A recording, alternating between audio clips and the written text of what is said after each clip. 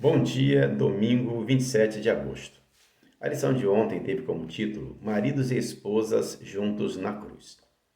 Teve como verso para memorizar Efésios 5, 25 a 27, onde lemos: Maridos, amai vossa mulher como também Cristo amou a igreja, e a si mesmo se entregou por ela, para que a santificasse, tendo-a purificado por meio da lavagem de água pela palavra, para a apresentar a si mesmo igreja gloriosa, sem mácula, nem ruga, nem coisa semelhante, porém santa e sem defeito.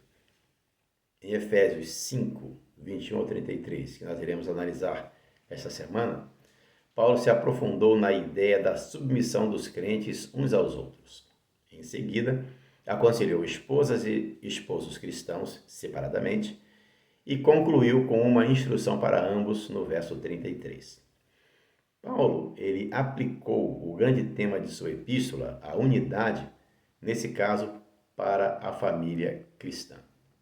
Domingo, hoje, o título da lição é Conselho para Esposas Cristãs. Questão de número 1. O que Paulo quis dizer ao exortar os membros da igreja a submeter uns aos outros? Como entender esse conceito? Em Efésios 5, 21 está escrito: sujeitando-vos uns aos outros no temor de Cristo. Por meio desta declaração geral, de princípio, o apóstolo preparou o caminho para a instrução detalhada que ele está a ponto de apresentar. Ele propõe 3 áreas nas quais o espírito de submissão deve se expressar plenamente para que as interações envolvidas se cumpram de forma cristã. As relações entre cônjuges, que nós vamos ver até o verso 33 nessa semana, e o capítulo 6 fala a relação entre pais e filhos e entre senhores e escravos. E o temor de Cristo, isto é, a reverência para com Jesus, deve ser o pano de fundo dessas conexões. Agora, em Efésios 5, 22, Paulo ele convida as esposas a se sujeitarem ao marido como ao Senhor. Quando ele disse isso, o que ele quis dizer na verdade? Que cada esposa deve se submeter ao marido como se ele fosse Cristo, ou que dizer que Cristo é o foco verdadeiro e mais elevado da submissão?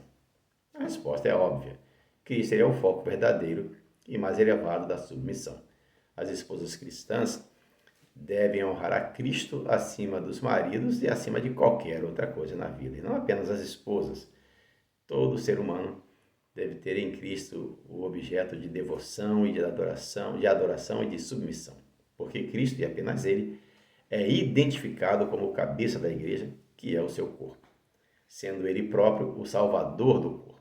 Então, por analogia, o marido ele é o cabeça da esposa, sendo que a fidelidade da igreja a Cristo serve como modelo para a lealdade da esposa ao marido.